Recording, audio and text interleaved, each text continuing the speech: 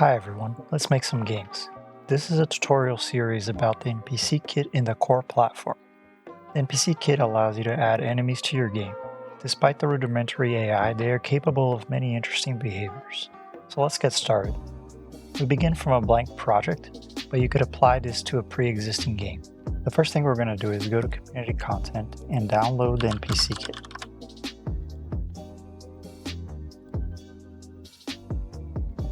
Hit Import. And when you double click here, you can see some of the templates that come with the kit. You can drag those in. These are examples for different types of encounters or games. If you click here in the project content, click on dependencies, you can see all the scripts and templates that come with this kit. Scroll to the bottom. What we're going to do is add an RPG Raptor, is one of the NPCs that come with the kit by default. Let's hit play and see how it works. The raptor should run towards us and attack, and immediately you see this error. What's missing is this object called combat dependencies. So if you search for combat dependencies and add that to the scene, now it should work without a problem. This component implements several common mechanics between players, NPCs, and weapons. It promotes modular design and decreases redundancy. The combat dependencies object can also be found in community content. You search for combat dependencies.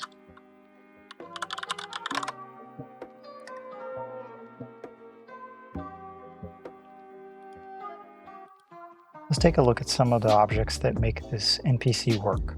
I'm going to expand the hierarchy here.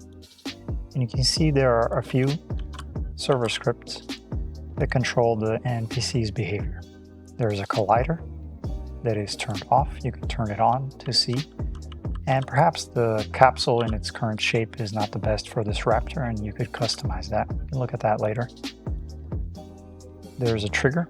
If you hit V, you can see the trigger. This is used for avoidance. The raptor can avoid obstacles by detecting collisions with the trigger. And the client context folder has all the visual parts and these scripts that control behavior of the animated mesh. The raptor's animated mesh comes from core content. Right here, there's a raptor, there's a skeleton, several humanoids, a dragon, and a fox. You could use any of these to make a NPC, but you don't need to use these at all. You could create your own kit-bashed enemy or add costume parts to the animated mesh to customize your NPC, and we'll look at that later in another video. To learn more about the NPC kit, one of the things you want to do is come here into scripts and take a look at the README file, the NPC kit README. The NPC kit is still work in progress and there are many improvements yet to come, but it's already very capable.